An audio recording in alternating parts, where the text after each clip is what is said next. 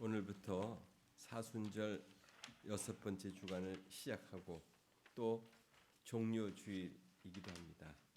겸손의 왕으로 오신 그 예수님이 그 어린 나귀를 타시고 예루살렘에 입성하시면서 고난주간이 시작되는 그런 계절이기도 합니다. 여기 지금 이 앞에 꽃꽂이가 그렇게 되어 있는데 지금 소철로 이렇게 쌓여져 있지만은 이제 아마 이 소철은 여러분 이제 이 고난 주간이 끝날 때 아마 원하는 분들은 하나씩 가져가셔서 집에다가 그것을 한 해 동안 보관하시고 다음 고난 주간 그 사순절이 시작될 때 그럴 때 아마 여러분들이 그것을 마른 소철을 태워 가지고 그리고 제수요일을 맞이하면서 또다시 이제 2024년도 사순절을 맞이하는 시작이 될 것입니다. 결국 우리의 생애는 이처럼 예수님의 생애와 함께 이렇게 돌아가고 있는 거예요. 예수님이 고난당하신 것을 통해서 또 부활하신 것을 통해서 결국 우리의 믿음이 거기서 다시금 새롭게 시작이 되는 계절이거든요. 그렇다면 여러분의 믿음의 자리는 어디에 있을까 하는 것입니다. 스스로에게 물으신다면 예수님은 자신의 목숨을 우리의 구원을 위해서 이렇게 들이셨는데 그것은 이미 기록된 그런 말씀을 따라서 행하신 그런 사역이었죠. 오늘 본문에 보면 베드로가 자신의 삶으로 이미 예수님의 고난도 보았고 그리고 부활도 경험했습니다. 이제 그런 사람을 믿음으로 선포하는 거예요. 오늘 본문이 그런 내용입니다. 그러니까 베드로의 설교의 주제는 결국 예수님의 생애 그 자체를 지금 소개하고 있는 것입니다. 그러니까 예수 그리스도를 증거하는 그 또한 다윗의 고백이 또 거기에 같이 보충되고 있습니다. 그러니까 이 베드로의 설교를 통해서 본다면 예수님의 생애를 하나님이 이루셨고 또 그것을 다윗이 또 증언을 통해서 또한 뒷받침했고 그리고 결국 베드로가 마지막에는 자신의 고백으로 이렇게 증거하는 것으로 오늘 설교가 이렇게 세 등분. 그래서 예수 그리스도, 다윗, 베드로 이렇게 세 제목으로 이렇게 이루어진 것입니다. 그래서 첫 번째 부분에 베드로의 설교의 첫 번째 부분은 22절에서 24절까지 말씀인데요. 거기에는 하나님의 사역을 예수님이 이루셨다는 거예요. 하나님의 사역을 예수님으로 하여금 이루게 하셨다는 거죠. 그러니까 예수님이 갈릴리에서 행하신 사역은 우리가 알고 있는 것처럼 누가복음 4장에 그 가버나움 회당에 가셔서 그렇게 말씀하셨잖아요. 주의 성령이 내게 임하셨으니 이는 가난한 자들에게 복음을 전케 하시려고. 그래서 병든 자를 고치시고 배고픈 자를 먹이시고 또한 천국 복음을 전파하셨습니다. 그러니까 분명한 사역을 이루시면서 다니신 그 이유는 하나님의 나라의 확장이에요. 그러니까 하나님 나라가 가까이 왔다. 하나님의 통치가 지금 시작됐다 하는 것을 선포하는 것이었습니다. 그러니까 그렇게 하실 수 있었던 것은 하나님의 능력을 베푸신 거잖아요. 예수님께서. 이는 하나님의 아들로서 하나님의 역사를 이루신 사역이었다는 것입니다. 그러니까 예수님은 자신의 신분을 처음에 그렇게 하시면서 밝히도록 원치 않으셨어요. 밝히지 못하도록 하셨습니다. 많은 사람들의 관심과 환호를 받으면서도 그런 자리가 있을 때마다 피하셨어요. 오직 하나님의 영광을 위한 삶을 그렇게 사신 거죠. 그러니까 그의 가르침에 대해서도 그렇게 분명하게 내놓지 않으시고 비유로 말씀하셨습니다. 그래서 들을 귀가 있는 자는 들을지어다. 성령께서 일깨운 사람들만이 그것을 알게 될 거라고 이렇게 말씀하셨죠. 또한 사람들이 하나님의 아들 하나님을 보여달라고 이렇게 하자 결국 예수님이 하신 말씀이 뭐였어요? 나를 본 자는 아버지를 본 자라고 이렇게 얘기했습니다. 그러니까 이에 대해서 예수님의 신분을 계속해서 의심을 유대인들은 품게 됐어요. 정말 누구냐? 우리가 알고 있는 요셉의 아들, 목수의 아들 아니냐? 이렇게 되면서 믿을 수 없게 되자 결국 예수님을 십자가에 못 박도록 그렇게 요구하게 된 것입니다. 그러니까 예수님이 오신 이유는 행하신 사역과 또 죽임당하신 그 이유를 분명히 알지 못한다고 할 것 같으면 예수님을 통한 하나님의 구원 사역을 믿을 수가 없는 거죠. 그러니까 예수님에 대한 잘못된 오해로 인해서 예수님을 죽게 만든 그 유대인, 정말 그들의 실수와 증오로 예수님을 십자가에 달려 죽게 하신 것인가요? 여러분은 그렇게 생각하시나요? 그렇지 않죠. 정말 예수님의 죽으심의 의미는 무엇이겠습니까? 왜 죽으셔야만 했습니까? 죽으심으로써 우리에게 어떤 결과를 가져온 것입니까? 이는 예수님의 죽으심은 하나님의 구원 계획의 한 부분이었어요. 예수님이 죽으셔야 하는 그 이유는 우리를 살리시기 위한 하나님의 계획이셨습니다. 예수님이 이 땅에 오신 이유, 그것은 자신이 살라고 오신 거 아니고 죽으러 오신 거잖아요. 궁극적으로 우리를 살리기 위해서 오신 것이죠. 구원의 총 감독은 하나님이십니다. 그래서 하나님이 예수님을 살리신 거예요. 사도 베드로는 하나님이 예수님을 통해 하신 일들이다 하는 것을 지금 강조하고 있는 거예요. 이 모든 것들이 하나님이 하신 거다. 예수님을 통해서. 그러니까 우리가 복음을 전할 때에도 우선적으로 전해야 될 내용이 바로 이것입니다. 하나님께서 하셨다. 이 모든 것도 하나님이 하셨다. 예수님은 하나님이 정하신 뜻대로 십자가에 못 박혀 죽으셨다는 거예요. 그러니까 이것을 믿게 될 때 우리의 복음의 기초가 분명해지는 것입니다. 난폭한 유대인들의 손에 법 없이 참으로 죽임을 당하셨습니다. 그것은 사실 받아들일 수 없는 그런 내용이겠죠. 아니 어떻게 구원자가 그럴 수 있느냐고 그렇게 생각할 수도 있어요. 당시 유대인들은 하나님을 모독하는 행위에 대해서는 그들은 용납할 수 없었습니다. 예수님이 하나님의 아들이시면서 하나님 자신이라고 하자 그들은 그들의 귀를 막아버렸어요. 그 얘기 더 이상 듣고 싶지 않다는 거죠.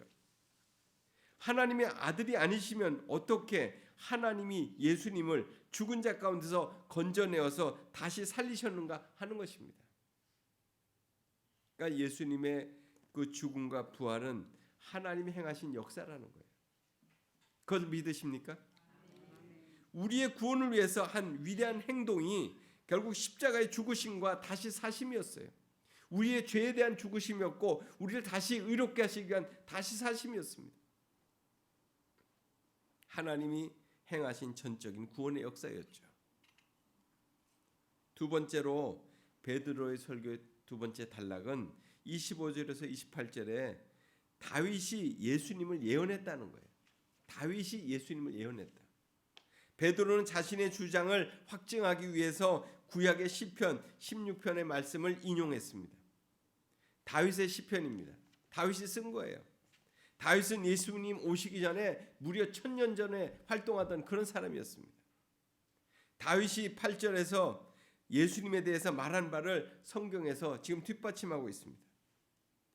시편 16편 8절에서 11절에 보면 대표적인 메시아에 대한 그런 예언에 대한 기록 중에 하나예요. 메시아의 부활, 그런 내용들을 여기에 담고 있죠. 베드로는 이 예언의 말씀을 들어서 십자가에 못 박혀 죽으시고 부활하신 나사렛 예수가 바로 메시아다 하는 것을 분명하게 입증하고 있어요. 1000년 전 사람인데 항상 주님을 배웠으며, 그의 고백입니다. 다윗의 고백이 고난 중에 있었던 다윗이 주님의 임재하심을 느끼고 있었다는 거예요. 이로 인해서 마음이 기쁘고 그리고 혀도 즐거워하리니, 오늘 말씀이 시편 말씀이 그런 말씀을 인용한 거예요. 그러니까 예수님으로 인해서 소망을 갖게 되었다는 거죠. 아울러 자신의 삶도, 다윗 자신의 삶도 생명의 길을 지금 보게 됐다는 거예요. 이제 부활 신앙으로 자신은 충만하게 됐다는 거예요. 그걸 지금 증거하고 있는 거예요. 다윗의 삶, 우리가 알고 있는 것처럼 파란만장한 삶을 살았어요. 그러나 변함없이 그의 중심에 새겨져 있었던 그 믿음은 뭐냐면 주님과 동행한다는 그 믿음, 부활의 믿음이 그에게 있었잖아요. 그러니까 절대로 굴복하지 않았죠. 자기를 죽이려고 하는 칼날이 계속 그를 이렇게 따라온다 할지라도 포기하지 않았습니다. 다윗도 언젠가는 이 땅을 떠날 때가 있음을 알았습니다. 그러나 그와 같은 죽음의 절망에 사로잡혀 있었다고 할 것 같으면 진정한 믿음을 그가 가질 수 있었겠느냐는 거예요. 죽음을 넘어서는 생생한 믿음, 부활의 소망을 갖고 있었기 때문에 그는 그런 삶을 살 수 있었던 거예요. 다윗은 진정한 예언자였습니다. 이처럼 이미 예수님의 부활에 대한 예언은 다윗 왕을 통해서 증언됐다는 거죠. 당시 죽으면 모든 게 끝난다. 그런 생각. 또 영혼은 죽지 않고 부활한다. 영혼 불멸설. 이런 거짓된 사상이 가득하던 이 모든 세상 속에 아주 강력한 반증을 지금 소개하고 있는 거예요. 다윗 베드로가 그것을 지금 설교하고 있는 거예요. 예수님 이전의 사람이었던 다윗은 예수님의 부활 신앙을 예언하면서 그와 같은 믿음을 지녔습니다. 우리는 예수님이 이 땅에 오신 이후의 존재들이잖아요. 예수님 오신 다음에 우리가 이 땅에 태어난 사람들이잖아요. 결국 부활하신 예수님을 따라서 우리도 마지막 때 부활할 것을 믿음으로 고백하는 그런 삶을 사는 자들입니다. 그렇게 믿으시기 바랍니다. 세 번째로는 베드로의 세 번째 설교의 단락은 29절에서 36절까지인데요. 베드로 자신의 고백입니다. 그러니까 부활 신앙을 지닌 다윗도 죽어서 그의 묘가 우리 중에 있었다는 거예요. 또 누가 다윗에게 그 같은 믿음을 갖게 했겠느냐는 거예요. 하나님이 그 같은 믿음을 갖게 하지 않았느냐는 거죠. 그렇다면 베드로의 부활 신앙은 무엇이겠습니까? 하나님이 예수님을 살리셨다. 예수님이 성령을 부어주셨다. 예수님이 하나님의 보좌 우편에 앉아 계신다.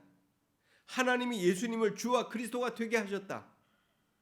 하나님이 하신 일들을 다윗이 예언하고 베드로가 증언한 내용을 우리가 이제 그것을 믿음으로 우리의 믿음으로 고백하기만 하면 된다는 거예요. 지금 베드로의 설교의 결론과 같은 적용 부분이 바로 오늘 말씀이죠. 정말 그런 믿음이 우리에게 필요한 거예요. 여기에도 한 몇 차례 오셨던 분인데요. 저희 선배이신데 그분은 서울대 그 원자력 공학을 공부하고 대학원까지 해서 그 우리 교단의 총회 사회부에서 이제 간사 일을 하다가 기독교 환경운동연대라고 하는 그 단체의 사무총장을 했던 분이에요. 김영락 목사님이라고 하는 분인데 이분이 어느 날 정말 말씀 속에서 자신의 삶의 새로운 길들을 찾으셨다고 호련히 모든 하던 사역을 다 내려놓고요. 홍천으로 가신 거예요. 사람들은 다 궁금해했죠. 왜 저분이 홍천의 그 산속으로 들어가셨을까? 근데 몇 년 후에 그곳에서 이렇게 수도원을 시작한다는 그런 소문을 듣게 됐어요. 그리고 몇 해 전에 장로의 신학대학, 저희가 나온 장로의 신학대학교에 와서 강좌를 하셨는데 그분은 하늘길 수도원이라고 하는 것을 이제 창설하셨고 그 강좌의 제목은 뭐였냐면 한국의 프란시스 이연필 선생이라고 하는 그런 제목의 그 강좌였습니다. 저도 이연필 선생이라고 하는 분의 그 세운 수도원이 그 동광원이라고 하는 곳이 있는데 남원에 가면 그 대산면에 있습니다. 한 40여 명 정도가 기독교, 개신교 수도원으로 그렇게 살고 있는 곳이에요. 그 이연필 선생, 그분은 목사가 아니었습니다. 신학을 한 분은 아니었지만 성경만 가지고 제자들을 가르치고 그렇게 성경적인 삶을 살았던 사람이에요. 그분의 최고의 덕목은 겸손이었어요. 그 이연필 선생은 늘 겸손하셨다는 거예요. 지금 강의의 내용 속에 나오는 거예요. 식사를 할 때도 밥상 위에 밥을 올려놓고 먹지 않으셨다는 거예요. 자신은 죄인이라면서 방바닥에다 밥을 내려놓고 드셨다는 거예요. 또한 그가 이룬 동광원이라고 하는 그 공동체, 기독교 공동체 사람들은 좁은 논두렁에서 이렇게 사람들과 마주치게 되면 언제든지 자신이 먼저 논두길로 내려와서 상대방을 보낸 다음에 지나갔다는 거죠. 그러니까 이연필 선생은 몸소 실천한 겸손의 미덕을 보고 그들이 모두 배웠다는 거예요. 한국 전쟁 때 그 동강원의 식구들이 100명이 넘었었는데 사람들은 많고 식량과 땔감이 부족한 그때에도 그 이연필 선생은 제자와 함께 기거하는 중에 한 벌밖에 없는 그런 이불을 그 다리 밑에서 벌벌 떨고 있는 거지가 있다고 하자 제자를 시켜서 보냈다는 거죠. 그러니까 그의 삶은 늘 헐벗은 삶을 챙기고 도와주는 그런 일이었어요. 구호 사업을 많이 했지만은 구호 사업을 궁극적인 것이라고 생각하지 않으셨다는 거예요. 그러니까 이연필 선생은 한국의 프란체스코라고 그러면서 맨발의 성자라고 이렇게 불려졌다는 거예요. 그 전라도 그쪽 일대에서 무등산과 그 남원 그 사이에서.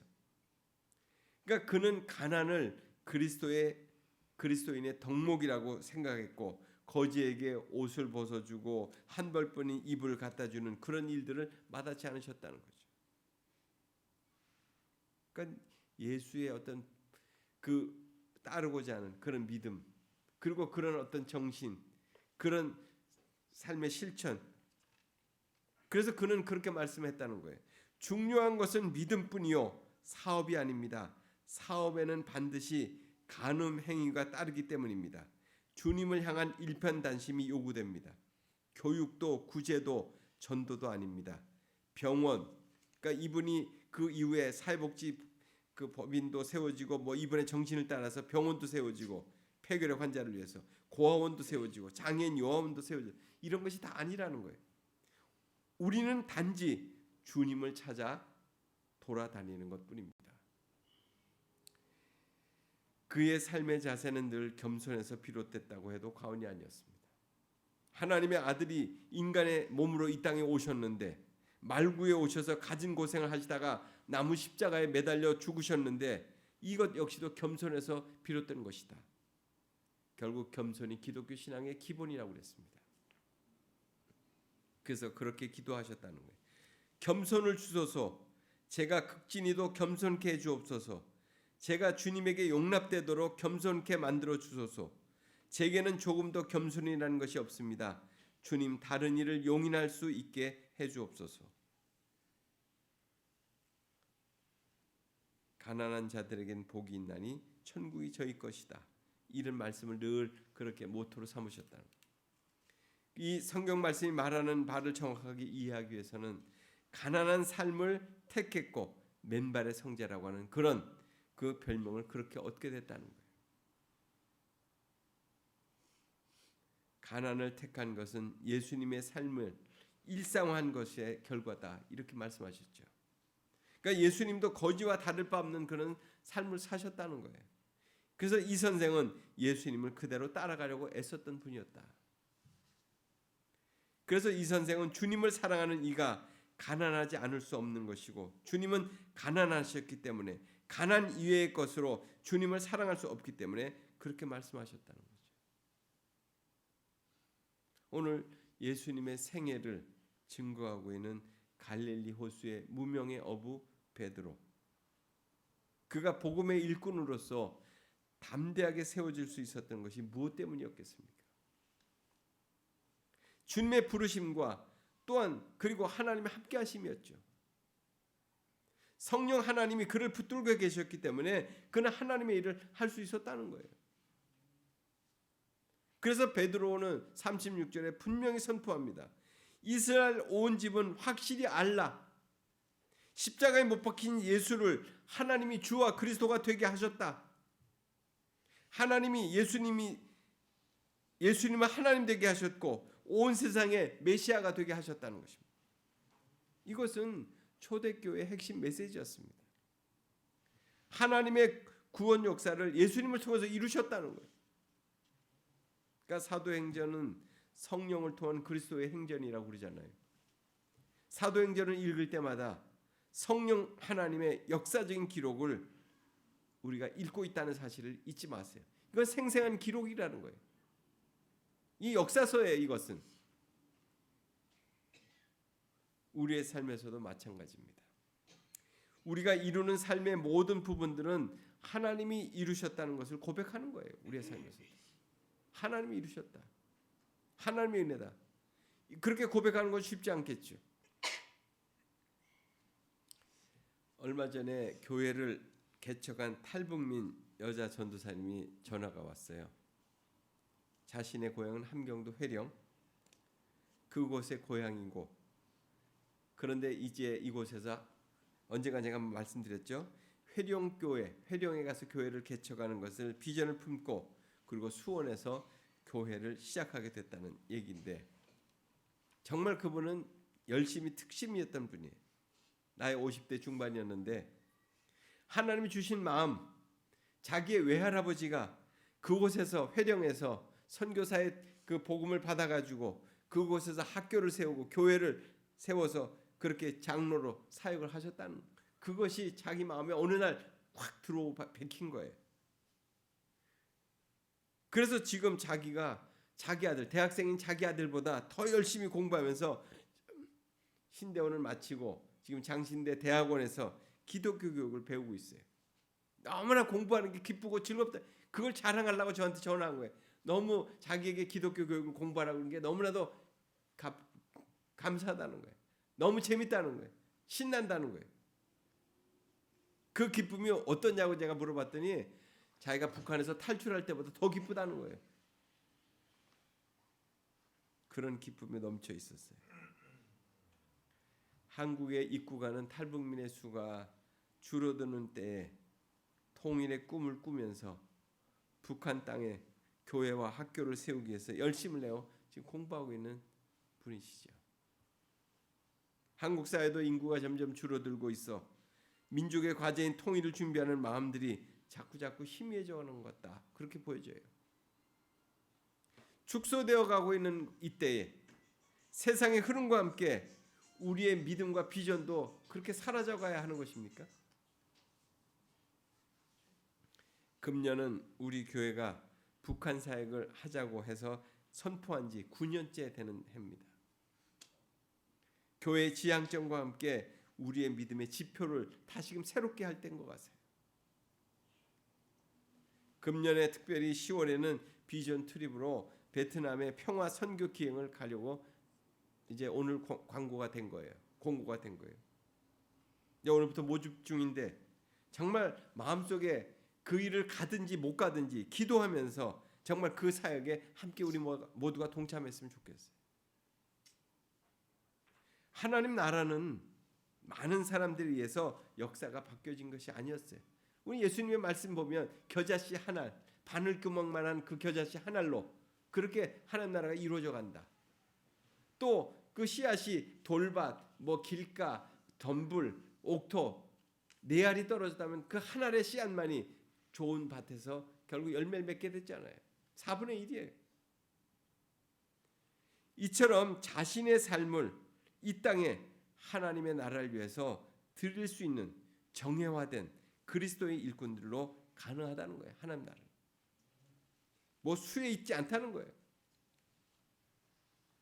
이제 우리가 준비해야 하는 것들은 갖춰진 것 같아요.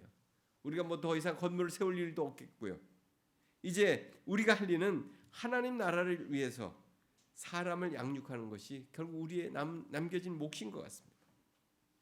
이 사역 역시 우리가 하는 일이라기보다는 하나님이 일하시는 그 사역에 우리가 도구가 되는 거예요. 쓰임 받는 거예요. 결국 하나님이 하시는 사역에 우리가 참여하는 거죠. 이스라엘 백성들이 출애굽 행진을 하면서 늘 어떻게 했습니까? 하나님이 앞장서셨잖아요. 불기둥과 구름기둥으로 앞장서서 그들을 이끌어 가셨죠.